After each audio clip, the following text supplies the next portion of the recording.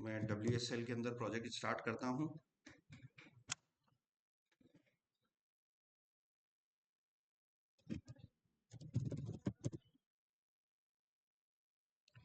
ठीक है, सो what happen when you compile a solidity file?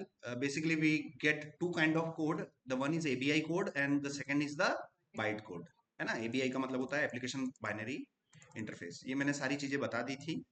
अब यहाँ पर मैं आपको एक जावास्क्रिप्ट की क्लास के अंदर 3 मेंबर होते हैं और कॉन्ट्रैक्ट के अंदर लगभग 8-9 मेंबर होते हैं, है ना। उसमें से ये जावास्क्रिप्ट के जो 3 मेंबर है, प्रॉपर्टी, कंस्ट्रक्टर, मेथड, ये कॉन्ट्रैक्ट के अंदर भी होते हैं, ठीक है ना। So property, we have constructor, we have methods. उसके बाद सीक्वेंस में आगे आपने को जोड़ देना है, क्योंकि जावास्क्रिप्ट आप पढ़ते हुए आ रहे हैं, ठीक है ना। सो यहाँ पर हम गए, मैं अपनी होम डायरेक्टरी में गया, ls-shell किया। ये कल मैंने web3_4 नाम का फोल्डर बनाया था, ठीक है ना। web3_4 नाम का फोल्डर मैंने बनाया, ls-shell किया था मैंने। मैंने फ्रंट एंड और हार्ड एंड दोनों प्रोजेक्ट सेटअप कर रखे हैं। यहीं से मैं कोड डॉट कर लेता हूँ। यहीं से कोड डॉट करने में फायदा ये है कि VS कोड एडिटर में मैं फ्रंट एंड का कोड भी यहीं से एडिट कर सकता हूँ और हार्ड एंड ब्लॉकचेन का कोड भी यहीं से एडिट कर सकते हैं हम, ठीक है।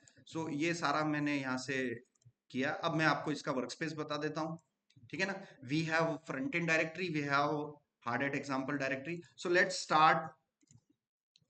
हम अपना हार्ड एट एग्जाम्पल के अंदर गए, npx हार्ड हैट नोड, इस कमांड से हम लोकल ब्लॉकचेन नेटवर्क को स्टार्ट करेंगे ताकि हम अपनी एप्लीकेशन को टेस्ट कर सके। कल राघव चड्डा वाली संसद की आपने देखी है वीडियो, है ना। जो हमारे राघव चड्ढा को आप सभी जानते होंगे। तो बेसिकली उन्होंने संसद के अंदर लैंड रजिस्ट्री को उसमें सरकार को आवेदन दिया है। सरकार को बोला गया है कि लैंड रजिस्ट्री को आप किस पे लेके आइए, ब्लॉकचेन पे लेके आइए, ठीक है ना। लैंड रजिस्ट्री मतलब जैसे आप घर, खेत, दुकान, मकान जो खरीदते हैं, उसमें खरीद बिक्री करते हैं, तो आप आए दिन न्यूज में सुनते होंगे कि कितने फ्रॉड्स होते रहते हैं, है ना। एक ही मकान को 10 लोगों को बेच दिया, कुछ ना कुछ ऐसी न्यूज घपलेबाजी की, कुछ ना कुछ ऐसे आपको न्यूज में आपने सुना होगा। तो बेसिकली इस प्रॉब्लम को क्या कैसे अवॉइड किया जा सकता है ब्लॉकचेन बेसिस पे, कि जो भी आपकी रजिस्ट्री हो रही है, जो भी आप लैंड परचेस कर रहे हो, दुकान परचेस कर रहे हो, या सामने वाला बेच रहा है, उन सब सिस्टम्स को हम कहाँ पर बना सकते हैं, ब्लॉकचेन पर बना सकते हैं। और यही ब्लॉकचेन हम यहाँ पर देख रहे हैं। तो हम बेसिकली इथेरियम प्रोटोकॉल पर सॉलिडिटी प्रोग्रामिंग लैंग्वेज के थ्रू हम अपना एक प्रोजेक्ट हम बना रहे हैं क्यूडोबे, जिसमें इंपोर्ट एक्सपोर्ट के थ्रू हम अचीव कर रहे हैं। यहाँ पर टर्मिनल पर हम गए, हमने ये स्टार्ट किया। अब हार्ड एट एग्जाम्पल को मैंने यहाँ से स्टार्ट किया, ठीक है ना। सो यहाँ पर हमने देखा कि हमारे पास एक कॉन्ट्रैक्ट है।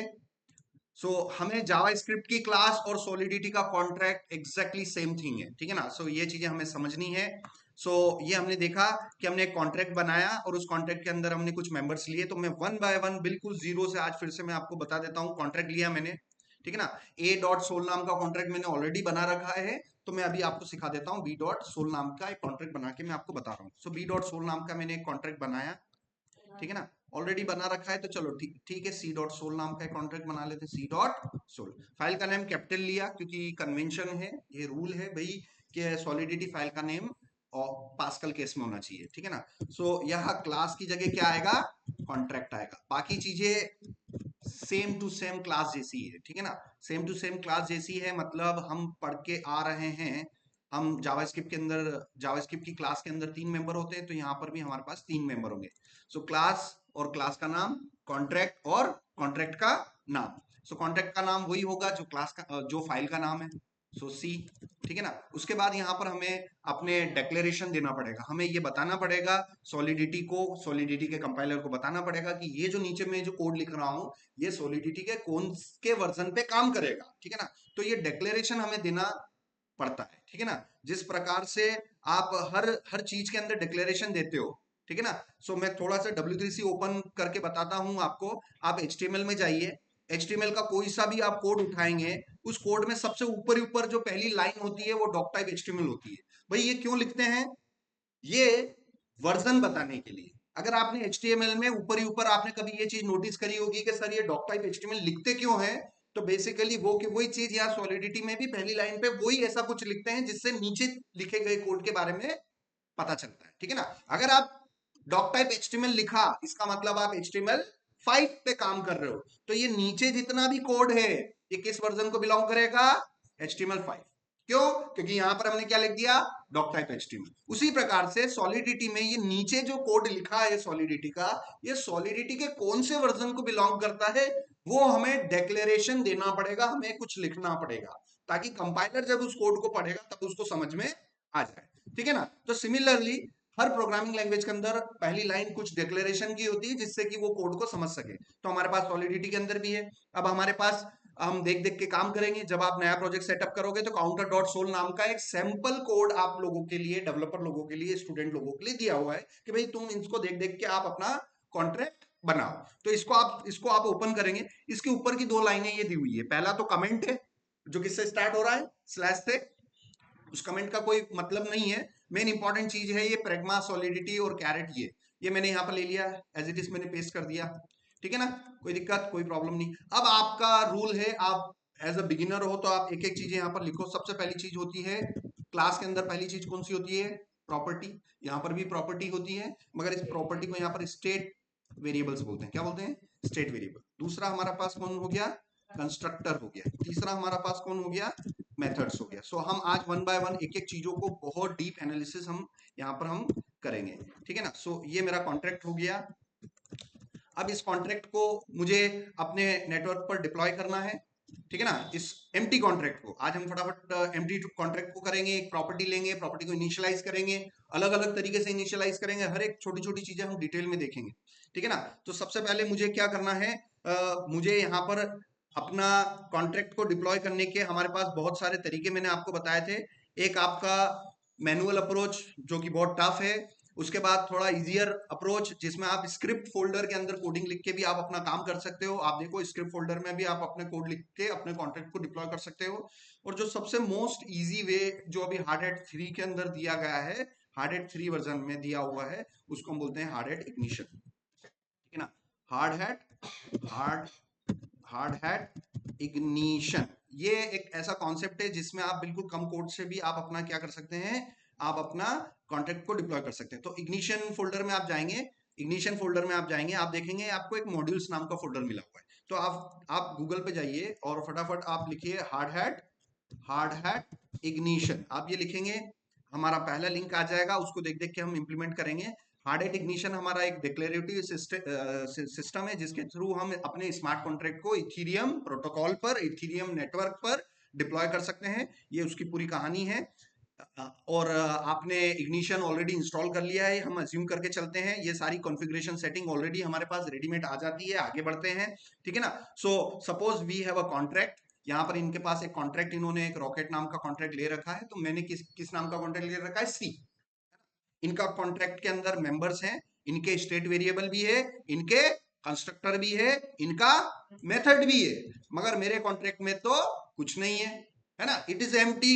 To understand how I can deploy this empty contract on the blockchain network, to understand it, once I understand this procedure, I can take one by one every member. First of all, I'll take property, then I'll take constructor, then I'll take method. सारी चीजें एक धीरे धीरे करके सीखनी है। अपने को पूरा कॉपी करके पेस्ट करके आपको समझ में ही नहीं आएगा कि भाई ये प्रॉपर्टी क्या काम कर रहा है, यहाँ पर भाई ये कंस्ट्रक्टर क्या काम कर रहा है। एक एक चीजों को हमें स्टेप बाय स्टेप समझना पड़ेगा। तो चलो, हमने यहाँ पर एक एम्प्टी कॉन्ट्रैक्ट लिया जिसमें मेरे इस कॉन्ट्रैक्ट के अंदर एक भी मेंबर नहीं है, और इसको हमें डिप्लॉय करना है तो हम डेफिनेटली कर सकते हैं।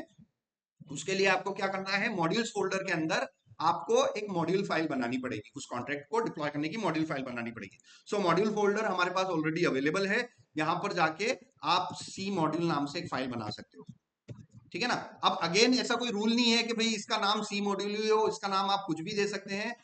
जनरली जिस नाम का कॉन्ट्रैक्ट है वो नाम, और लास्ट में आप क्या लिख दो, मॉड्यूल डॉट टीएस नाम की फाइल बना दी, ठीक है ना। अब यहाँ पर इस फाइल के अंदर, because it is a TypeScript file, TS मतलब टाइपस्क्रिप्ट फाइल, तो आप इसमें अपना टाइपस्क्रिप्ट का कोड लिख सकते हैं। सो यहाँ पर बिल्ड मॉड्यूल नाम का एक फंक्शन है। तो आपको क्या करना है, आपको बिल्ड मॉड्यूल नाम का एक फंक्शन आप लिखोगे। जैसे ही आप बिल्ड मॉड्यूल लिखोगे ऑटोमेटिकली ये कोड हिंट आ जाएगा। कुछ नहीं करना है, इस कोड हिंट पे क्लिक करोगे ऑटोमेटिकली आपको पता चल गया कि something is imported from somewhere, something is imported from somewhere. कुछ पता चल रहा है? ये बेसिक फॉर्मेट दे दिया, कुछ ना कुछ कहीं ना कहीं से क्या हो रहा है, इंपोर्ट हो रहा है। अब चूंकि हम नोड.जेएस बैकग्राउंड से आ रहे हैं, हम कहां से आ रहे हैं, नोड.जेएस बैकग्राउंड से आ रहे हैं। नोड.जेएस के अंदर सबसे बेस्ट फीचर होता है इंपोर्ट एक्सपोर्ट। तो हमें पता है कि जावा स्क्रिप्ट के किसी भी कॉन्सेप्ट को हम दो तरीके से इंपोर्ट एक्सपोर्ट कर सकते हैं, जिसमें से पहला तरीका हमारा क्या था, named named import export, named import export, है ना। और दूसरा है हमारा डिफॉल्ट इंपोर्ट एक्सपोर्ट, ठीक है ना। Named import export and default import export. अब मैंने आपको नेम्ड नेम्ड अगर इंपोर्ट हो रहा है तो उसकी पहचान मैंने आपको बताई थी करली ब्रेसेस से। तो अगेन फिर से ये रूल लिख लेना भाई कि अगर ऐसा कुछ दिख रहा है करली ब्रेसेस में दिख रहा है तो उसको क्या लिखोगे आप, named import from from some library और some location, from some library of some location, ठीक है ना, सम लोकेशन। इसके लिए मैंने आपको रूल बताया था, ठीक है ना।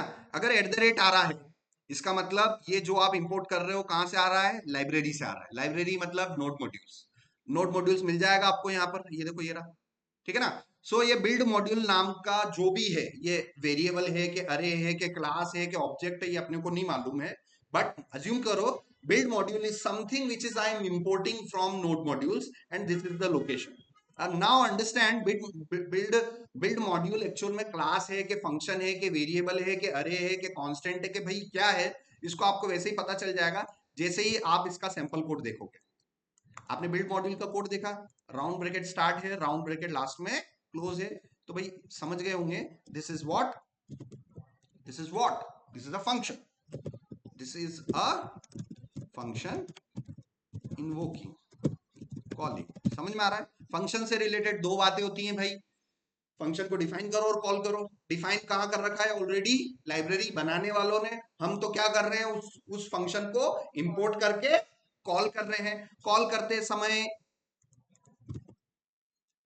समय किसी भी फंक्शन को आप अगर कॉल कर रहे हो तो उस कॉल करते समय हम क्या पास करते हैं, एक्चुअल आर्गुमेंट्स पास करते हैं। जस्ट अंडरस्टैंड कि यहाँ बिल्ड मॉड्यूल फंक्शन के अंदर दो एक्चुअल आर्गुमेंट पास किए जा रहे हैं। The first argument is a string and the second argument is a call back function, ठीक है ना। So consider this, the first argument is your string, the second argument is a CBFN, ठीक है। सीबीएफएन मतलब एक फंक्शन है ना, call back function, ये इस तरीके से ही होता है। तो फंक्शन कॉल करते समय मैं दो आर्गुमेंट पास कर रहा हूं, पहला तो हमारा क्या हो गया स्ट्रिंग, दूसरा हमारा कॉल बैक फंक्शन हो गया, ठीक है ना। अब देख देख के आगे बढ़ते हैं यहां पर, ठीक है ना। ये बिल्ड मॉड्यूल हो गया। कॉल बैक फंक्शन में जो किसी भी फंक्शन डेफिनेशन में कुछ भी रिसीव होता है तो उसे हम क्या बोलते हैं, फॉर्मल आर्गुमेंट। क्या बोलते हैं, फॉर्मल आर्गुमेंट। और फॉर्मल आर्गुमेंट का नेम फिक्स होता है कि कुछ भी दे सकते हैं, कुछ भी दे सकते हैं। इन्होंने यहाँ पर फॉर्मल आर्गुमेंट का नेम क्या ले रखा है, एम। क्या एम की जगह मैं एफ ए लिख सकता हूँ कि नहीं लिख सकता हूँ, बिल्कुल लिख सकते हो सर आप, कोई टेंशन नहीं है, क्योंकि आपने बेसिक फंडामेंटल हमें जावास्क्रिप्ट का सिखा रखा है। तो just consider I can use ये एम की जगह मैं यहाँ पर कॉल बैक फंक्शन में जो फॉर्मल आर्गुमेंट है उसमें मैं एफ ए भी लिख सकता हूँ। सो यहाँ पर मैंने लिखा, और ये फंक्शन जो है, जब भी आप किसी फंक्शन को कॉल करते हो, जब भी किसी फंक्शन को कॉल करते हो तो वो फंक्शन बेसिकली क्या काम होता है उसका, रिटर्न करना। दुनिया के हर फंक्शन का काम होता है टू रिटर्न समथिंग, है ना। सो मैं बताओ बिल्ड मॉड्यूल अगर फंक्शन को कॉल कर रहा हूं तो मुझे कुछ ना कुछ तो मिल रहा होगा। क्या मिल रहा है मेरे को नहीं मालूम, मगर कुछ ना कुछ तो मिलेगा। अगर कुछ ना कुछ मिलेगा, क्या मैं उसको एक वेरिएबल में ले लूं, let x is equal to build module. थोड़ा समझो, जब मैंने इस बिल्ड मॉड्यूल फंक्शन को कॉल किया तो मुझे कुछ ना कुछ तो मिलेगा। वो जो भी मिलेगा उसको मैंने किधर रिसीव कर लिया, एक्स में, क्योंकि इक्वल टू है। इक्वल टू का वैल्यू किधर से किधर असाइन होता है, राइट से लेफ्ट। तो बिल्ड मॉड्यूल से जो कुछ भी आ रहा होगा रिटर्न में, वो मुझे कहाँ मिल रहा है, एक्स में। क्या इसी एक्स को मैं आगे चल के एक्सपोर्ट कर सकता हूँ क्या, can I export anything, can I export anything, ठीक है ना। क्या मैं एक्सपोर्ट कर सकता हूँ जावास्क्रिप्ट, भाई मैं नोड.जेएस पे काम कर रहा हूँ, मैं I can export anything, I can import anything. So can I export this x variable, yes you can. Sir you have to two procedures, आपके पास दो तरीके, या तो नेम्ड एक्सपोर्ट करवा लो या डिफॉल्ट एक्सपोर्ट करवा लो। इन्होंने देखो कैसे इसको एक्सपोर्ट कर रखा है, डिफॉल्ट कर रखा है। तो क्या इस एक्स को मैं एक्सपोर्ट डिफॉल्ट, और इस एक्स को मैं किस तरीके से एक्सपोर्ट कर रहा हूं, I am default exporting the x variable, ठीक है ना। तो उसी को, इस पूरे कोड को मैंने अपनी समझ से, जो मैं आपको पहले दिन से सिखा रहा हूं पिछले 7-8 महीनों से, उस समझ से मैंने आपको एक बेसिक फंडामेंटल में मैंने आपको बता दिया है कि बिल्ड मॉड्यूल फंक्शन को सर आप कॉल कर रहे हो, उसके अंदर दो एक्चुअल आर्गुमेंट है, पहला स्ट्रिंग है सर, दूसरा कॉलबैक फंक्शन है। कॉलबैक फंक्शन के अंदर जो भी आर्गुमेंट रिसीव होता है, जनरली आपने पहले दिन से बोल रहे हो कि सर उसको हम फॉर्मल आर्गुमेंट बोलते हैं। उस फॉर्मल आर्गुमेंट को आप चाहो तो सर एम बोलो, आप चाहो तो उसको एफ ए बोलो, कुछ भी बोल सकते हैं। सर आपने ये भी बता रखा है किसी भी फंक्शन को कॉल करते हैं तो that function will return something, and जो भी वो रिटर्न कर रहा है उसको आप किसी न किसी वेरिएबल में ले लो, और उस वेरिएबल को हम क्या कर सकते हैं, एक्सपोर्ट कर सकते हैं। सारी चीजें मैंने कनेक्ट करवा दी है। अब आगे बढ़ते हैं। अब इसमें जो पहला मॉड्यूल है, उस मॉड्यूल को आपको अपना नाम देना पड़ेगा, कुछ ना कुछ नाम देना पड़ेगा, ठीक है ना।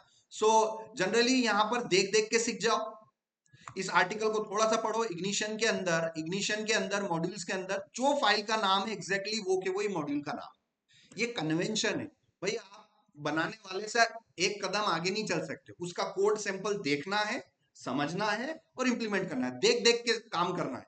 तो भाई इसमें apollo.ts नाम की फाइल है, तो अपोलो नाम का मॉड्यूल है, समझ में आ रहा है। सो सिमिलरली आप देखो, मैंने मॉड्यूल किस नाम से बनाया, सी मॉड्यूल। तो बताओ मेरे मेरे मॉड्यूल का नाम क्या होना चाहिए, सी मॉड्यूल। अब कन्वेंशन है कि भाई जिस नाम की फाइल होगी उसी नाम से आपको अपना मॉड्यूल बनाना पड़ेगा। ये बात भी हो गई, चलो आगे बढ़े। अब यहां पर आप गए, ये फंक्शन के अंदर आए।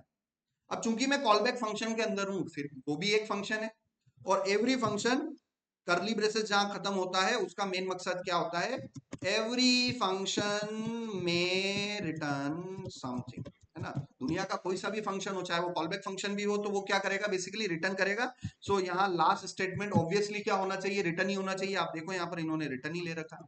अब what you can return anything. So यहाँ पर ये क्या कर रहे हैं, I am returning a JavaScript object. यहाँ पर आपने क्या लिख दिया, I am returning a JavaScript object that is curly braces, that is key colon value, ठीक है ना। सो मैं यहाँ पर क्या रिटर्न कर रहा हूं, एक ऑब्जेक्ट रिटर्न कर रहा हूं, और इस ऑब्जेक्ट में मुझे चाहिए प्रॉपर्टी कॉलन वैल्यू चाहिए। तो बेसिकली यहाँ पर मैं अपना एक कॉन्ट्रैक्ट बनाऊंगा। सो यहाँ पर आपको क्या करना है, वो जो मॉड्यूल है, वो जो पर्टिकुलर मॉड्यूल है, उस मॉड्यूल को मैंने यहाँ पर एफ ए बोला है।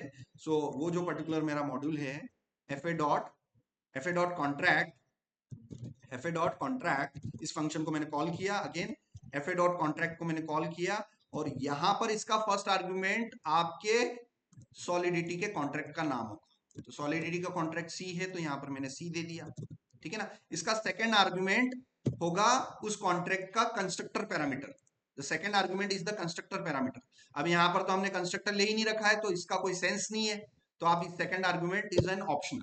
सो ये आपने दिया यहाँ पर देखो, कंस्ट्रक्टर के अंदर जो आर्गुमेंट इन्होंने पास कर रखे हैं वो एक अरे के अंदर कर रखे हैं, तो जनरली अरे के अंदर ही करना है। बट मैं आपको समझाना चाहता हूँ very basic, I have an empty contract. Let's deploy this empty contract and understand everything step by step. तो भाई कंस्ट्रक्टर की बात ही नहीं है सर, कंस्ट्रक्टर है ही नहीं, तो कंस्ट्रक्टर का पैरामीटर है ही नहीं, तो आप यहाँ भेजोगे भी नहीं। आपको सिर्फ क्या लिखना है, मैंडेटरी आपके कॉन्ट्रैक्ट का नाम। सो कॉन्ट्रैक्ट का नाम लिखा, और उसके बाद वो ये जो मेथड है ये भी कुछ ना कुछ रिटर्न कर रही होगी। तो बेसिकली यहाँ पर मैंने const C is equal to, तो बेसिकली ये कन्वेंशन है, देखो यहाँ पर एक कन्वेंशन है। तो आपने अपने कॉन्ट्रैक्ट को एक एलियास दे दो, कुछ ना कुछ नाम दे दो। तो मैंने सी नाम का एक छोटा वेरिएबल बना लिया। सी मतलब सी कॉन्ट्रैक्ट का एक ऑब्जेक्ट, जिससे उस जावास्क्रिप्ट ऑब्जेक्ट से मैं उस कॉन्ट्रैक्ट को रिजेंबल कर सकता हूँ। मुझे उस कॉन्ट्रैक्ट में कुछ भी करना है तो मैं किस ऑब्जेक्ट के साथ काम कर सकता हूँ, इस छोटे वाले सी ऑब्जेक्ट के साथ काम कर सकता हूँ, ठीक है ना। सो ये मेरा एक ऑब्जेक्ट बना, और उसके बाद मैं यहाँ पर क्या कर सकता हूँ, उस कॉन्ट्रैक्ट को मैं यहाँ पर उसको रिटर्न कर सकता हूँ। तो यहाँ पर आप देखेंगे, सो मैंने कुछ मॉड्यूल्स बना रखे हैं, ठीक है ना। सो मैंने उस कॉन्ट्रैक्ट बनाया और उसको पर्टिकुलर रिटर्न कर दिया। सिमिलरली हम यहाँ पर कर रहे हैं, सो प्रॉपर्टी कॉलन वैल्यू। तो मेरी प्रॉपर्टी का नाम क्या हो गया, सी नाम की प्रॉपर्टी बनाई मैंने, और सी नाम का ही मेरा वैल्यू की जगह मैंने उस कॉन्ट्रैक्ट क्लास का ऑब्जेक्ट मैंने यहाँ सप्लाई कर दिया। प्रॉपर्टी का नाम और वैल्यू का नाम सेम है, तो प्रॉपर्टी भी हो गई और वैल्यू भी हो गई। अभी इसको ऐसे समझो, अभी शॉर्ट हैंड में लिखना मत सीखो, अभी लॉन्ग हैंड में कैसे लिखते हैं हम वो देखो। सो प्रॉपर्टी का नाम क्या हो गया सी, और वैल्यू का नाम वो आपके कॉन्ट्रैक्ट क्लास का कॉन्ट्रैक्ट का ऑब्जेक्ट हो गया बेसिकली, वो मैंने यहाँ सप्लाई कर दिया, सेव किया, ब्राउजर में गए। अब इसको पर्टिकुलर मैं रन करता हूँ, आगे गए, है ना। डिप्लॉय कैसे करना है, तो ये बोल रहा है कि भाई पहले एक टर्मिनल में तो आप अपना नेटवर्क चालू कर लो, मैंने ऑलरेडी चालू कर रखा है। दूसरे टर्मिनल में ये बोल रहा है कि ये आप इसका ये कमांड चला लो, npx hard hat ignition deploy। so let's deploy npx hard hat ignition deploy, ठीक है ना। और उसके बाद इग्निशन फोल्डर के अंदर मॉड्यूल्स फोल्डर के अंदर आपका सी मॉड्यूल, और उसके बाद एक एक कमांड लाइन आर्गुमेंट यहाँ पर दिया हुआ है नेटवर्क, कि आपको ये कहाँ डिप्लॉय करना है। ये जो कॉन्ट्रैक्ट है ये आपको लोकल करना है कि मेन नेटवर्क पे, कि सपोला पे। ऐसे बहुत सारे टेस्ट नेटवर्क हमारे इंटरनेट पर अवेलेबल है ब्लॉकचेन्स के, इथीरियम के। तो अभी हम इंटरनेट वाले ब्लॉकचेन नेटवर्क्स पे डिप्लॉयमेंट नहीं सीख रहे हैं, अभी टोटल काम लोकल। लोकल मतलब ये जो आपने टर्मिनल खोला हुआ है, सारे कॉन्ट्रैक्ट इधर ही डिप्लॉय होंगे, मगर आगे चल के हम यही कॉन्ट्रैक्ट हम कहाँ डिप्लॉय करेंगे, मेन नेटवर्क पे भी करेंगे और दूसरे टेस्ट नेटवर्क जो इंटरनेट पर अवेलेबल है उन पर भी करेंगे। अभी सारा काम हम लोकल कर रहे हैं, ठीक है ना। तो इसलिए यहाँ पर आपने नेटवर्क दे दिया, network local host. So network मैंने लोकल होस्ट दिया, ठीक है ना। अब आप देखिए, सबसे पहली चीज नोटिस करनी है ब्लॉक नंबर। ब्लॉक नंबर 1, इसका मतलब ये इस नेटवर्क का पहला ट्रांजैक्शन, इस ब्लॉकचेन नेटवर्क पे होने वाला पहला ट्रांजैक्शन है। और ये जो कॉन्ट्रैक्ट डिप्लॉय हुआ है, इसका कॉन्ट्रैक्ट एड्रेस आ रहा है हमारे पास, ये वाला पर्टिकुलर, और ये कि ये यहाँ पर मुझे दिखाई दे रहा है, ठीक है ना। अब बेसिकली ये आपको समझ में आ गया कि हमने यहाँ पर ये किया। अब यहाँ पर हम वन बाय वन देखते हैं कि आप अपने कॉन्ट्रैक्ट के अंदर वन बाय वन एक एक मेंबर्स को लेके चलते हैं, ठीक है ना। सो फर्स्ट ऑफ ऑल यहाँ पर मैं आपको एक रूल बता देता हूँ कि आपको अगर कोई प्रॉपर्टी लेनी है, स्टेट वेरिएबल लेना है, तो उसके लिए हमारे पास एक रूल है। वो रूल यहाँ पर कुछ इस प्रकार से मैंने लिख रखा है, टाइप विजिबिलिटी मॉडिफायर और वेरिएबल नेम, ठीक है ना। तो इसका रूल ये हो गया कि सबसे पहले तो आपको वेरिएबल का टाइप देना पड़ेगा। सो वेरिएबल का टाइप मेरा क्या हो गया, स्ट्रिंग। विजिबिलिटी मॉडिफायर मतलब मुझे उसको किस टाइप से विजिबल करना है कॉन्ट्रैक्ट के अंदर, उस प्रॉपर्टी को कौन कौन लोग एक्सेस कर सकते हैं, कैसे कर सकते हैं। मैं चाहता हूं उस प्रॉपर्टी को हर कोई एक्सेस कर सके, तो विजिबिलिटी मॉडिफायर मुझे क्या देना पड़ेगा, पब्लिक, ठीक है ना। और उसके बाद में लास्ट में आपको अपना वेरिएबल नेम क्या रखना है। सो फॉर एग्जांपल मेरा वेरिएबल नेम हो गया फर्स्ट नेम, है ना। फर्स्ट नेम, मुझे अपना नेम अनिल स्टोर करना है किस प्रॉपर्टी के अंदर, इस एफ नेम के अंदर। ये मैंने अपनी एक प्रॉपर्टी बनाई, और इस प्रॉपर्टी को मैंने बनाया, और मैंने इस प्रॉपर्टी को यहाँ पर बेसिकली मैंने डिप्लॉय कर दिया। सो मैं यहाँ पर क्या कर रहा हूँ, I am declaring property. Declare करना मतलब आपने प्रॉपर्टी को डिक्लेयर किया है। इनिशियलाइज करने का मतलब होता है वैल्यू को रखना, ठीक है ना। आपने एफनेम नाम का प्रॉपर्टी को क्या करा है, डिक्लेयर किया है, आपने इनिशियलाइज नहीं किया है। चलो, आप जब जब भी अपने कॉन्ट्रैक्ट में कुछ मॉडिफिकेशन करेंगे, तो आपको अपने कॉन्ट्रैक्ट को दोबारा नेटवर्क पर डिप्लॉय करना होगा। तो दोबारा हम आपके नेटवर्क पे क्या होगा, ट्रांजेक्शन होगा, दोबारा आपका ब्लॉक नंबर चेंज होते जाएगा, 1 से 2, 2 से 3, 3 से 4। ऐसे जब जब भी आप अपने कॉन्ट्रैक्ट में कुछ चेंजेस करोगे, तो उस कॉन्ट्रैक्ट को दोबारा आपको नेटवर्क पर क्या करना पड़ेगा, डिप्लॉय करना पड़ेगा। So let's deploy this contract again. So यहाँ पर npx Hardhat ignition deploy network, और यहां से मैं इसको दोबारा मैं चालू करता हूं, ठीक है ना।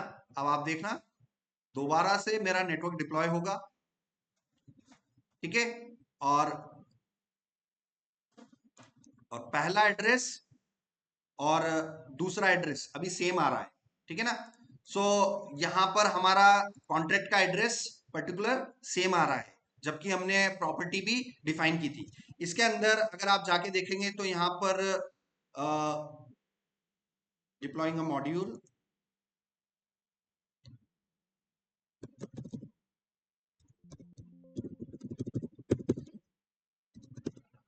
ठीक है। सो पर्टिकुलर हमने इस कॉन्ट्रैक्ट को डिप्लॉय किया, ये हमारा कॉन्ट्रैक्ट एड्रेस आ गया। अब इस प्रॉपर्टी को हम यहाँ पर क्या करेंगे, हम इस प्रॉपर्टी को इनिशियलाइज करेंगे। सो फॉर एग्जांपल इनिशियलाइज करने के लिए तो हम यहाँ पर भी कर सकते हैं, ठीक है ना। आपका नेम और सरनेम ले लो, अनिल डॉलर, अनिल को तो डिक्लेयर भी किया, इनिशियलाइज भी कर दिया, मगर डॉलर को आप सरनेम को डिक्लेयर करो और कंस्ट्रक्टर के थ्रू इनिशियलाइज कर लो, ठीक है ना। तो एक एक चीजें यहाँ पर हम करते हैं। यहाँ पर मैंने अनिल ले लिया, इस कॉन्ट्रैक्ट को मैं फिर से क्या करूं, इसको मैं npx Hardhat ignition deploy,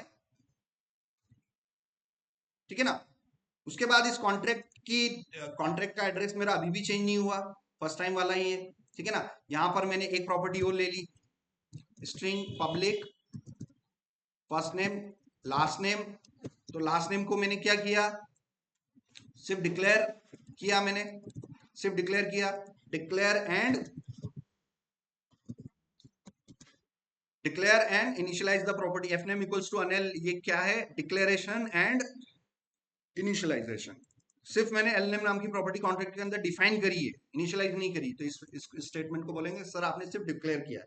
तो कंस्ट्रक्टर वो जगह है जहां पर आप डिक्लेयर्ड प्रॉपर्टी को प्रॉपरली क्या कर सकते हो, इनिशियलाइज कर सकते हो। आप अपने सरनेम को कहां पर इनिशियलाइज कर सकते हो, कंस्ट्रक्टर के अंदर। So let's take a constructor, ठीक है ना। कंस्ट्रक्टर मैंने यहाँ पर लिया और यहाँ पर आप किसी भी मेंबर को एक्सेस करने के लिए आप क्या यूज करते थे, क्लास इंटरनल ऑब्जेक्ट यूज करते थे जावा स्क्रिप्ट के अंदर। मगर यहाँ पर आप अपनी प्रॉपर्टीज को डायरेक्ट एक्सेस कर सकते हैं। ये मैंने डायरेक्ट लिया और यहाँ पर मैंने इसको क्या कर दिया, बेसिकली मैंने मैंने डायरेक्ट इसको इनिशियलाइज कर दिया। सो यहाँ पर मैं अपनी प्रॉपर्टी को इनिशियलाइज कर रहा हूँ, डायरेक्ट कर रहा हूँ। मुझे कंस्ट्रक्टर के पैरामीटर की जरूरत नहीं है, मैं डायरेक्ट भी इनिशियलाइज कर रहा हूँ, ठीक है। सो ये मैंने किया और पर्टिकुलर इसको मैं वापस से डिप्लॉय करता हूं।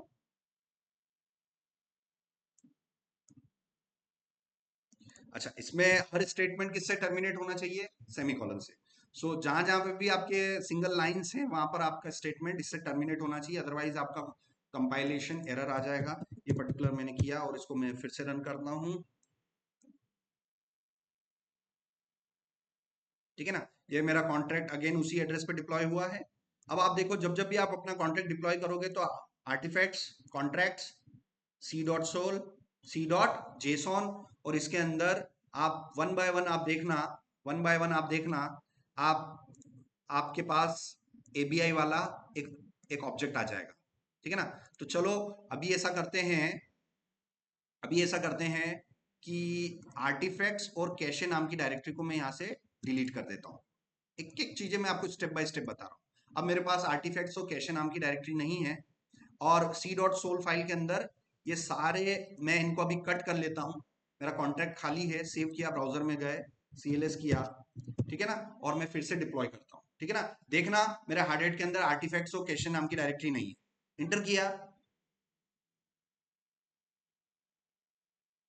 ठीक है, मेरा कॉन्ट्रैक्ट डिप्लॉय हो गया, नया एड्रेस आया। अब आप देखना artifacts contracts C dot sol C dot JSON, और यहाँ पर देखो बाइट कोड तो आ गया, आपके कॉन्ट्रैक्ट का बाइट कोड तो सॉलिडिटी कंपाइलर ने कंपाइल कर दिया। मगर एबीआई अभी भी क्या आ रहा है, एप्लीकेशन बाइनरी इंटरफेस एम्प्टी आ रहा है। तो ये एप्लीकेशन बाइनरी इंटरफेस आपके कॉन्ट्रैक्ट के अंदर जो मौजूद मेंबर है उनकी पूरी डिटेल रखेगा, ठीक है ना। तो फर्स्ट थिंग फर्स्ट, मैं अपने कॉन्ट्रैक्ट के अंदर सबसे पहली चीज ले लेता हूं, सबसे पहली चीज ले लेता हूं, keep it simple. You have taken a property called F name, save किया, ठीक है ना। और मैं यहां से इस कैशेस और इस आर्टिफैक्ट्स को वापस से डिलीट कर देता हूं, ठीक है ना। और मैंने अपने कॉन्ट्रैक्ट के अंदर, मैंने अपने कॉन्ट्रैक्ट के अंदर, कॉन्ट्रैक्ट कहां गया, सॉरी कॉन्ट्रैक्ट ही उड़ा दिया मैंने तो, आर्टिफैक्ट्स और ये आप डिलीट करिए। और ये रहा आपका contract C dot sol, save किया और सीएलएस किया, और आप अपने कॉन्ट्रैक्ट को फिर से डिप्लॉय करो। और we will observe the JSON file, वो जो उसका जैसे ही ये कंपाइल होगा, डिप्लॉय होगा, तो हमें वो चीज नोटिस करनी है। देखो कॉन्ट्रैक्ट डिप्लॉय हो गया। अब आप वापस से आइए, artifacts contract C dot sol C dot JSON. अब देखो एबीआई वाला, अभी पहले एम्प्टी अरे आ रहा था, अब हमारे पास अरे आ रहा है। अब ये देखो अरे of object, so ABI is an array of objects, ठीक है ना। उस अरे ऑफ ऑब्जेक्ट्स में ये पूरा बता रहा है कि आपने एफ नेम नाम का एक इनपुट ले रखा है, और बेसिकली वो किस टाइप का है, वो किस टाइप का है, यहां पर ये भी बता रखा है कि एफ नेम नाम का एक फंक्शन है, एफ नेम नाम का आपके पास एक फंक्शन है। तो बताओ, ये एफ नेम नाम का एक फंक्शन है, तो भाई फंक्शन की मैं क्या कर सकता हूं, कॉलिंग कर सकता हूं। एफ नेम नाम का एक फंक्शन डिफाइन होगा कहीं ना कहीं, ठीक है ना। एफ नेम नाम का फंक्शन मैंने क्या कर रखा होगा, डिफाइन कर रखा होगा, और एफ नेम नाम के फंक्शन को मैं क्या कर सकता हूं, कॉल कर सकता हूं, ठीक है ना। तो यहां पर आप एक चीज नोटिस करना कि fname नाम का फंक्शन बन गया, जबकि यहां पर fname नाम का कोई फंक्शन मैंने डिफाइन नहीं कर रखा है। तो सॉलिडिटी के अंदर एक रूल है कि अगर आप किसी भी प्रॉपर्टी को अगर पब्लिक दोगे तो उसका फंक्शन ऑटोमेटिकली बन जाएगा। तो आप देखो fname नाम का एक फंक्शन इंटरनली बन गया है। इस फंक्शन को आप उसकी वैल्यू गेट करने के लिए यूज कर सकते हो कॉन्ट्रैक्ट से, ठीक है ना। सो बेसिकली fname नाम का यहाँ पर हमारे पास क्या बन गया है, एक फंक्शन बन गया है।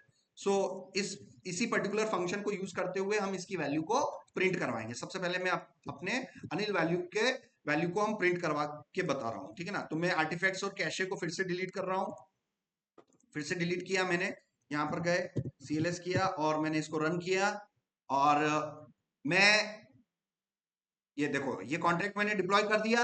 अब इस कॉन्ट्रैक्ट के डिप्लॉय एड्रेस को हमें कॉपी करना पड़ेगा और यहाँ पर जो है हम एक स्क्रिप्ट बनाएंगे। हम एक स्क्रिप्ट बनाएंगे जिसके थ्रू हम क्या कर सकते हैं, हमारा रीड कर सकते हैं, हमारा जो प्रॉपर्टी है उसको हम रीड कर सकते हैं।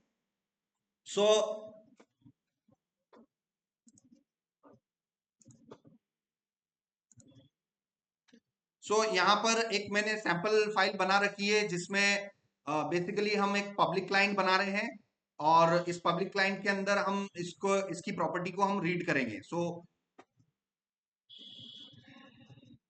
ठीक है। यहाँ पर हम रीड स्क्रिप्ट के अंदर मैंने बनाया, वन बाय वन हम लेके चलते हैं।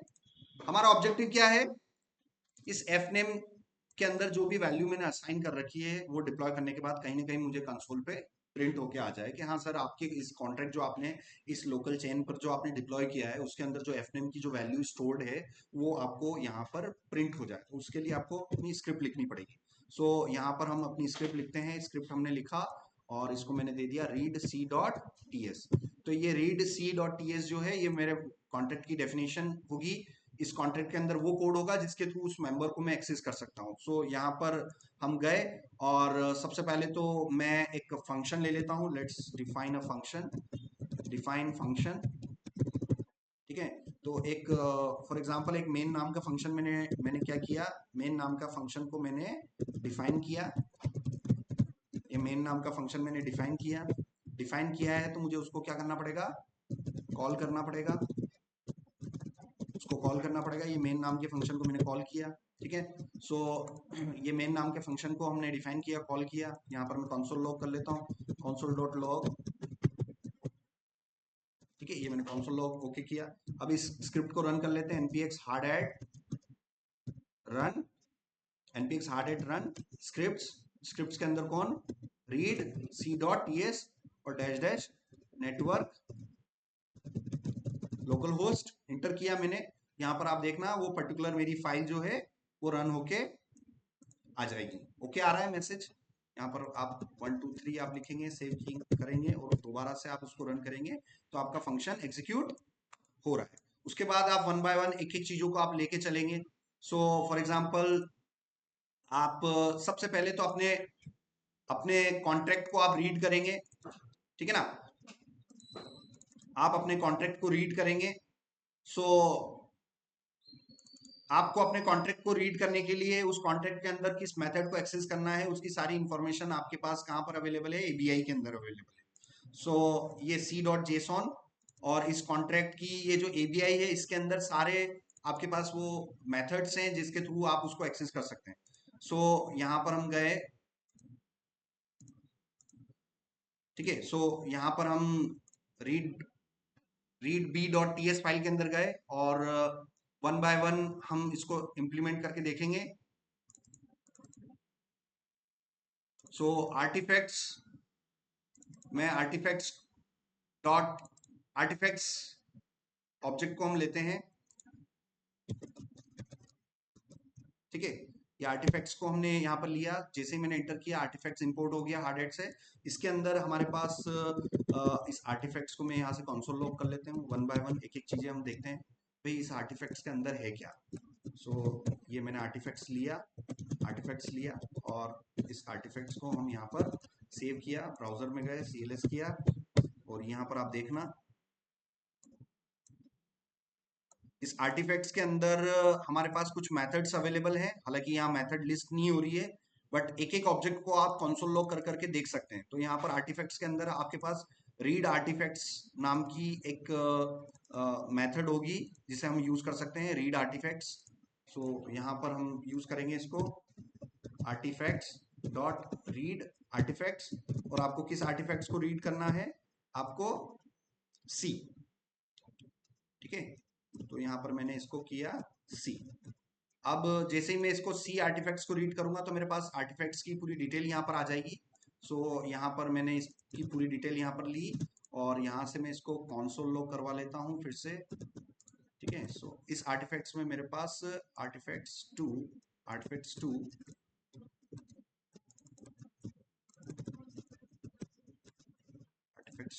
सेव किया, इसको मैंने रन किया। तो यहाँ पर हमारे पास क्या आ रहा है? पेंडिंग लिखा हुआ आ रहा है। इसका मतलब जिस वेरिएबल को आप ले रहे हो उससे पहले हमें यहाँ पर अवेट लिखना पड़ेगा, ठीक है। सो ये देखो, ये अवेट, क्योंकि जिस भी इंफॉर्मेशन को आप एक्सेस करते हो, मान लो आप जाके इस आर्टिफैक्ट्स फोल्डर में जाओगे, कॉन्टेक्स्ट फोल्डर के अंदर जाओगे, सी डॉट सोल के अंदर जाओगे, फिर बी डॉट जेसन को पढ़ोगे, फिर उस एडीआई प्रॉपर्टी के अंदर उसको पढ़ोगे, तो ये सारा काम इंस्टेंट होता है कि it will take some time. भाई कंप्यूटर हो या हम हो, हमें भी वहां जा जाके देखने में तुरंत तो मैं देख नहीं सकता हूँ, चाहे वो कंप्यूटर भी होगा तो उसको कुछ ना कुछ टाइम लगेगा। सो एवरी स्टेट, जो भी टास्क है जिसमें टाइम लग रहा है, तो बेसिकली वहां पर आपको अवेट लिखना पड़ेगा। तो मुझे पता है कि मुझे इस आर्टिफैक्ट को रीड करना है, तो reading the artifacts will take time, so that's why I will use await. If I am using await, the closest function will be असी। ये देखो, अवेट लिखा तो क्लोजेस्ट पेरेंट फंक्शन पे हमें क्या लिखना पड़ेगा? असिंक लिखना पड़ेगा। अब आप देखना, फिर से मैं उसको रन करूं, पहले मेरे क्या लिखा हुआ आ रहा था? पेंडिंग लिखा हुआ आ रहा था।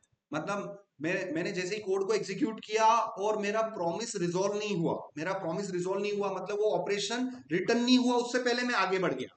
मतलब जैसे ही मेरा प्रॉमिस रिजोल्व होता, वो आउटपुट आता, उस आउटपुट को लेके मैं आगे बढ़ता, तो यहाँ पर ये पेंडिंग नहीं आता। सो यहाँ पर अब आप देखना, आपका जावास्क्रिप्ट का कोड कुछ सेकंड के लिए होल्ड रहा, उसने पूरा आउटपुट लिया और आपका पूरा एबीआई का कोड लेके आ गया। ये देखो यहाँ पर, सो आपका पूरा आर्टिफैक्ट्स ले लिया उसने। तो बाइट कोड देखो, उसने वो पूरा के पूरा डंप करवा दिया। उसमें उसने क्या क्या चीजें उठाई? एक तो एबीआई उठाया उसने, और दूसरा आपके लिए क्या उठाया? बाइट कोड उठाया और डिप्लॉयड कोड उठाया। तो ये सारी चीजें वो ले कहां से रहा है? वो इस सी डॉट जेसन से ले रहा है। आप कंपेयर कर लो, बाइट कोड किससे स्टार्ट हो रहा है? 608 से स्टार्ट हो रहा है और खत्म हो रहा है 033 से खत्म हो रहा है। अभी आप देखो यहाँ पर 608 से स्टार्ट हो रहा है, लास्ट क्लास में खत्म कहां पर हो रहा है? खत्म वहां पर हो रहा होगा, ठीक है ना, बहुत लंबा चौड़ा है ये। सो ये आप एक एक चीजें कंपेयर कर सकते हो, ये समझ में आ रहा है। सो यहां पर हमारे पास कुछ ऐसी रेडीमेड मेथड्स हैं, है ना। ये आर्टिफैक्ट्स वाली एक लाइब्रेरी आ गई, ये मॉड्यूल जो है हमें आर्टिफैक्ट्स को रीड करने में मदद कर रहा है। यहाँ से हमने इस आर्टिफैक्ट्स को रीड कर लिया, ये सी आर्टिफैक्ट्स को मैंने रीड कर लिया, उसके सारा मेरे पास ऑब्जेक्ट आ गया, ठीक है ना। तो ये हमारे लिए सारा काम आसान कर रहे हैं कि सर आपने उन आर्टिफैक्ट्स को रीड किया। अब रीड करने के बाद, उन आर्टिफैक्ट्स को रीड करने के बाद आपको क्या करना है? हमें एक पब्लिक क्लाइंट बनाना पड़ेगा। उस पब्लिक क्लाइंट को बनाने के बाद हम किसी भी पब्लिक कॉन्ट्रैक्ट को रीड कर सकते हैं, ठीक है ना। तो पब्लिक क्लाइंट, हमें हमें किसी भी कॉन्ट्रैक्ट को रीड करने के लिए हमें पब्लिक क्लाइंट बनाना पड़ेगा। सो यहाँ पर हम गए vim डॉट एस एच, यहाँ पर आप जाएंगे गेट स्टार्टेड में जाएंगे और यहाँ पर आप लिखेंगे public client. In public client का काम क्या होता है? Public client in interface method for retrieving block number, transaction और रीडिंग फ्रॉम स्मार्ट कॉन्ट्रैक्ट। तो आज जो मैं करने जा रहा हूं वो क्या कर रहा हूं? I want to read from the smart contract. तो मेरा जो ब्लैंक स्मार्ट कॉन्ट्रैक्ट था उसमें मैंने एक प्रॉपर्टी बनाई, नेम, फर्स्ट नेम, और उसमें मैंने वैल्यू स्टोर करवा दी अनिल। उस कॉन्ट्रैक्ट को मैंने क्या किया? डिप्लॉय कर दिया। अब वो कॉन्ट्रैक्ट मेरा पब्लिक है, वो कॉन्ट्रैक्ट कोई प्राइवेट कॉन्ट्रैक्ट नहीं है कि हर कोई रीड नहीं कर सकता। भाई ब्लॉकचेन का बेसिक आधार ही है ट्रांसपेरेंसी, सबको सब कुछ पता चले कि इसके अंदर क्या होगा, है ना। ब्लॉकचेन में कोई भी चीज छुपी हुई नहीं है, सबको सब कुछ मालूम रहता है। मगर उस ब्लॉकचेन में मॉडिफिकेशन करने का अधिकार सिर्फ उसका होता है जिसके पास अपने अपने प्राइवेट कीज है, ठीक है ना। सो यहाँ पर आप देखो, I want to read something from the smart contract. And what I want to read right now, I want to read my name. मुझे अनिल जो है मेरा नेम है, इस प्रॉपर्टी को मुझे रीड करना है। और ये जो प्रॉपर्टी जो है F name, it is a public, so I can read the public information of my smart contract. In order to read your smart contract, in order to read any member, what you need to do, you need to create public line. Smart contract की कोई भी जानकारी किसी भी member को अगर आपको access करना है, उसकी जानकारी पकड़नी है, पढ़नी है, लिखनी है, तो लिखना नहीं, पढ़ना है ना। पब्लिक लाइंस में आप इंफॉर्मेशन को सिर्फ पढ़ सकते हो, यू कैन नॉट राइट। अगर आपको कॉन्ट्रैक्ट के अंदर लिखना है अनिल का सुनील करना है, अनिल का विजय करना है, तो आपको पब्लिक क्लाइंट के साथ काम नहीं कर सकते हो आप, है ना। कॉन्ट्रैक्ट के अंदर लिखने के लिए फिर हम आगे चल के हम देखेंगे वॉलेट क्लाइंट्स देखेंगे, ठीक है ना। अनिल का विजय करना है तो मुझे किस टाइप का क्लाइंट बनाना पड़ेगा, वॉलेट क्लाइंट बनाना पड़ेगा। बट आज का मेरा ऑब्जेक्टिव क्या है, मुझे उस प्रॉपर्टी को सिर्फ रीड करके टर्मिनल पे प्रिंट करवाना है, तो मुझे किस टाइप का विम क्लाइंट बनाना पड़ेगा, I want to create a public client. So public create public client नाम की एक मेथड होती है जो हमें पर्टिकुलर वहां से इंपोर्ट करनी पड़ेगी। सो इस कोड को मैं यहाँ पर समझा देता हूँ। सो यहाँ पर क्रिएट पब्लिक क्लाइंट नाम की मैंने इस मेथड को कॉल किया। ये देखो ये सारी चीजें कैसे इंपोर्ट हो रही है, नेम्ड इंपोर्ट हो रही है, ये सारी चीजें मैंने आपको बताई। अब मैं आपको फटाफट इस चीज को क्रिएट पब्लिक क्लाइंट और इसमें चैनल और ट्रांसपोर्ट देना है कि भाई चैनल कौन सा है, लोकल होस्ट, और ट्रांसपोर्ट कौन सा है, HTTP के API कॉल करके आपको रीड करना है। तो बेसिकली ये मैंने पब्लिक क्लाइंट यहाँ पर लिया और मैंने यहाँ पर क्रिएट पब्लिक क्लाइंट ये मैंने लिया, ठीक है, ठीक है ना। ये क्रिएट पब्लिक क्लाइंट हमने लिया और ये हमारा पब्लिक क्लाइंट बना। और इस पब्लिक क्लाइंट से हमें कोई एक कॉन्ट्रैक्ट रीड करना है। सो ये हमारा पब्लिक क्लाइंट बनने के बाद इसका हमें कॉन्ट्रैक्ट रीड करने के लिए हमारे पास रीड कॉन्ट्रैक्ट नाम की मेथड है। तो अब मुझे एक एक चीज मैं आपको प्रैक्टिकली प्रूफ करके यहाँ पर बताऊंगा, ठीक है ना। सो ये लोकल होस्ट को इंपोर्ट करवा लो, लोकल होस्ट को मैंने इंपोर्ट करवा लिया, HTTP को मैंने विम से इंपोर्ट करवा लिया। ये सारी चीजें इंपोर्ट होके आ जाएगी। कोई भी चीज एरर आ रही है तो कंट्रोल स्पेस प्रेस करके आपको उनके रिलेटिव लाइब्रेरी से ला सकते हो। अब यहाँ से मैं console लॉग किया, मैंने console डॉट लॉग किया और मैं किसको रीड करना चाहता हूँ, I want to read the public client. Sir आपको किसी भी नेटवर्क की पब्लिक इंफॉर्मेशन को अगर आपको रीड करना है तो पब्लिक क्लाइंट आपको क्रिएट करना पड़ेगा फ्रॉम क्रिएट पब्लिक क्लाइंट। सो यहाँ पर हम गए और इसको मैंने रन किया। अब आप देखना ये जो मैंने डंप कर रखा है, मैंने क्या डंप किया अभी, क्रिएट, ये पब्लिक क्लाइंट को मैंने डंप किया। ये मेरा एक ऑब्जेक्ट है, इस ऑब्जेक्ट में देखो बहुत सारी मेथड्स हैं, get balance, get block number, get byte code, get ये गेट वो, ऐसे हमारे पास कितनी मेथड्स हैं, उसके अंदर मल्टीपल मेथड्स हैं। मुझे आज इन बहुत सारी मेथड्स में से सिर्फ एक मेथड से मतलब है, that is read client, read contract, है ना। तो जो आपने पब्लिक क्लाइंट बनाया है उसके अंदर बहुत सारी कुछ मेथड्स हैं, उसमें से हमारे काम की है रीड कॉन्ट्रैक्ट, क्योंकि मुझे कॉन्ट्रैक्ट को पढ़ना है, कॉन्ट्रैक्ट के अंदर प्रॉपर्टीज को पढ़ना है, तो मुझे रीड कॉन्ट्रैक्ट नाम की मेथड को, फंक्शन को कॉल करना पड़ेगा, ठीक है ना। सो यहाँ पर हम गए, अब आप देखिए यहाँ पर, सो public client dot read contract method को मैंने कॉल किया। सो यहाँ पर मैंने लिया public client dot read contract नाम की मेथड को कॉल किया। अब कॉन्ट्रैक्ट को रीड करने में लगेगा समय, ठीक है ना, क्योंकि किसी भी कॉन्ट्रैक्ट को मैं रीड कर रहा हूं तो इट विल टेक टाइम। तो जावास्क्रिप्ट की एक ही दिक्कत है, एक बार चालू होता है तो किसी के लिए रुकता नहीं है। टॉप से चला तो फट फट फट फट सारे कोड एग्जीक्यूट कर देता है। जावास्क्रिप्ट किसी के लिए नहीं रुकता है। कब रुकता है वो, जब किसी लाइन पर आप क्या दे दो, अवेट दे दो। तो जिस लाइन पर आपने अवेट दे दिया तो वो उस लाइन के प्रॉमिस रिजॉल्व होने तक के लिए वेट करता है और उसके बाद ही आगे बढ़ता है। So public client dot read contract, इसमें मैं कॉन्ट्रैक्ट को रीड कर रहा हूं। So reading a contract will take time, और जब तक मेरा कॉन्ट्रैक्ट रीड नहीं होगा तब तक मेरी लाइन नंबर 19 से 20 तक में मेरा कोड एग्जीक्यूट आगे नहीं बढ़ेगा, तुरंत नहीं बढ़ेगा। अगर ये मैं अवेट हटा दूं तो कोड तो एग्जीक्यूट करेगा, मगर वो कॉन्ट्रैक्ट पढ़े पढ़े उससे पहले हमारा जावास्क्रिप्ट आगे बढ़ जाएगा। तो बेसिकली ये हमें इसको अवेट लगाना पड़ेगा। और यहाँ पर आप देखेंगे ये मैंने अवेट लगाया और इसमें हमने एक ऑब्जेक्ट पास करना होगा। सो पर्टिकुलर हम एक ऑब्जेक्ट पास कर लेते हैं।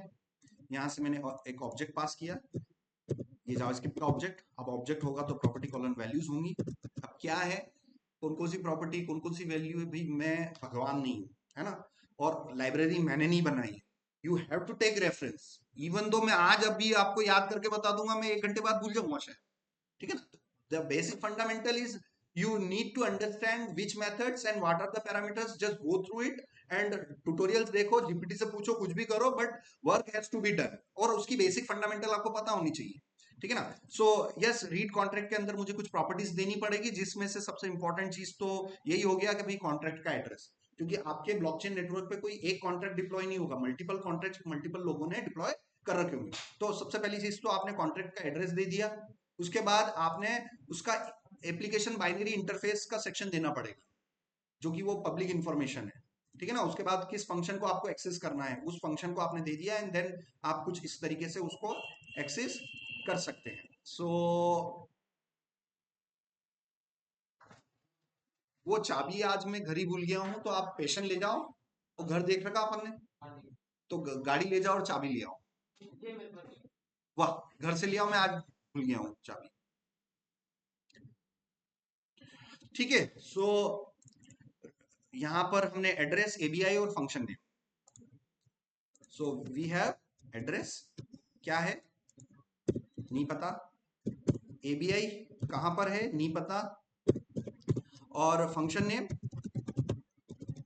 कहां पर है नहीं पता। सो ये सारी चीजें आपको डिफाइन करनी पड़ेगी। एड्रेस, तो कॉन्ट्रैक्ट का एड्रेस क्या है, वो आप डायरेक्टली, आप जैसे ही कॉन्ट्रैक्ट को डिप्लॉय किया होगा आपने, तो ब्लॉक नंबर 1 पर आपका कॉन्ट्रैक्ट एड्रेस जो आ रहा है, कॉपी किया, और एड्रेस की जगह आप डायरेक्टली भी पेस्ट कर सकते हो, है ना? प्रॉपर्टी कॉलर वैल्यू, ये डायरेक्टली आपने पेस्ट कर दिया। एबीआई आपका कहां पर है, एप्लीकेशन बाइनरी इंटरफेस कहां पर है, तो आपने ये डंप करवा रखा है, यहाँ पर आपने डंप करवा रखा है, ये देखो ये रहा एबीआई।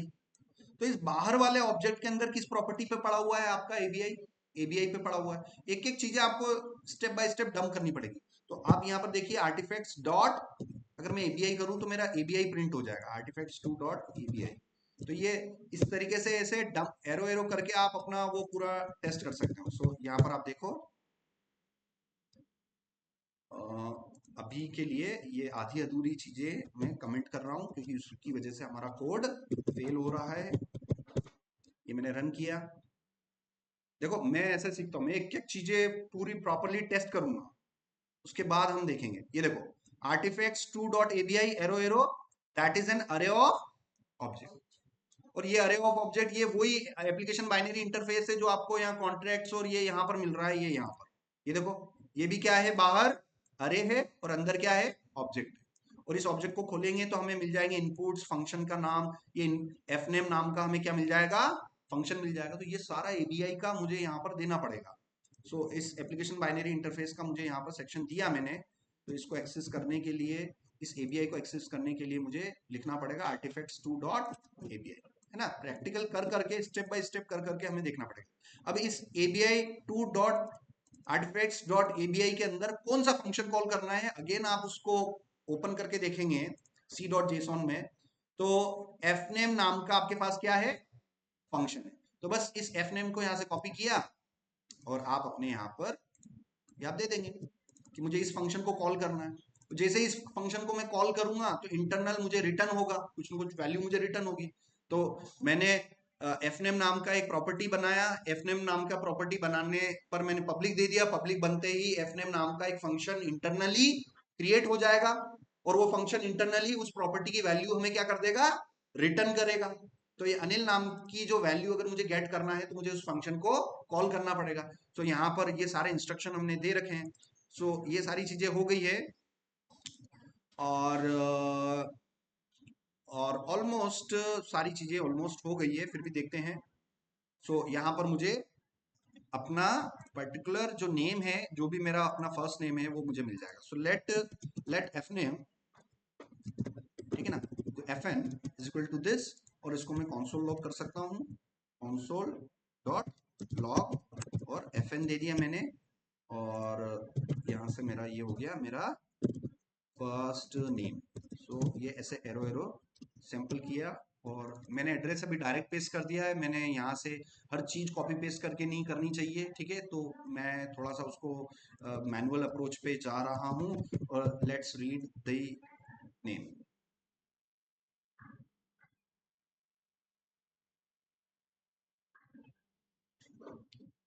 ठीक है, ये दिक्कत आ रही है, इसके लिए हम क्या करते हैं,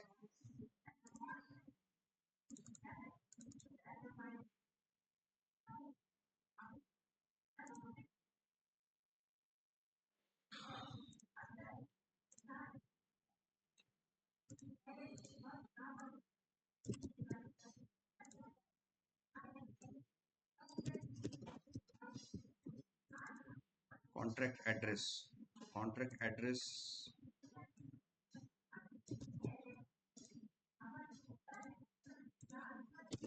कॉन्ट्रैक्ट एड्रेस, और सबसे पहले तो मैं इसको क्लियर करूँ और मैं क्या हटा दूँ, आर्टिफैक्ट्स एंड कैशे हटाऊँ, डिलीट किया मैंने, आर्टिफैक्ट्स एंड कैशे मैंने डिलीट किया। सबसे पहले तो मैं इसको डिप्लॉय करूँ, npx hard hat, npx Hardhat ignition deploy, और मैं अपने उसको डिप्लॉय करूँ। डिप्लॉय करने के बाद मुझे मिलेगा अपने कॉन्ट्रैक्ट का एड्रेस, इस एड्रेस को कॉपी किया, अपनी जो रीड वाली फाइल है उसके अंदर कॉन्ट्रैक्ट में मैंने पेस्ट किया, ये पेस्ट किया मैंने, सेव किया, ब्राउजर में जाएंगे और उसके बाद मैं अपने रन स्क्रिप्ट को रन करूंगा और देखते हैं इस बार हमें अपना वेरिएबल मिल जाए। ये देखो, फर्स्ट नेम अनिल।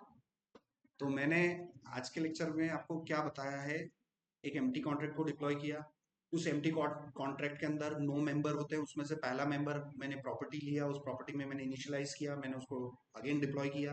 डिप्लॉय करने के बाद मैंने एक टाइपस्क्रिप्ट की फाइल बनाई जिसके अंदर मुझे एक नेट, मुझे अगर किसी कॉन्ट्रैक्ट को अगर रीड करना है तो मुझे पब्लिक क्लाइंट बनाना पड़ेगा। उस पब्लिक क्लाइंट बनाने के बाद मुझे बहुत सारी मेथड्स मिलती है जिसमें से रीड मैंने उस पब्लिक क्लाइंट को बनाने के बाद मैंने रीड कॉन्ट्रैक्ट नाम की मेथड को यूज किया, उसमें ऑब्जेक्ट में मैंने कॉन्ट्रैक्ट का एड्रेस, कॉन्ट्रैक्ट का बाइनरी इंटरफेस, उसका एप्लीकेशन बाइनरी इंटरफेस का रेफरेंस और किस फंक्शन को कॉल करना है वो मैंने दिया, और फाइनली मुझे अपने कॉन्ट्रैक्ट का नेम यहाँ प्रिंट होके आ गया। ठीक है ना, ये हमारा ऑब्जेक्टिव था आज की क्लास का जो मैंने अचीव किया है। कल हम और देखेंगे और डिटेल में जाएंगे यहीं से ही। तो कल हम क्या करेंगे, एक और प्रॉपर्टी लेंगे मगर उसको इनिशियलाइज हम कंस्ट्रक्टर से करेंगे। तो बेसिकली वहां से हम उसको करके देख के उसको इम्प्लीमेंट करेंगे और आगे बढ़ेंगे। सो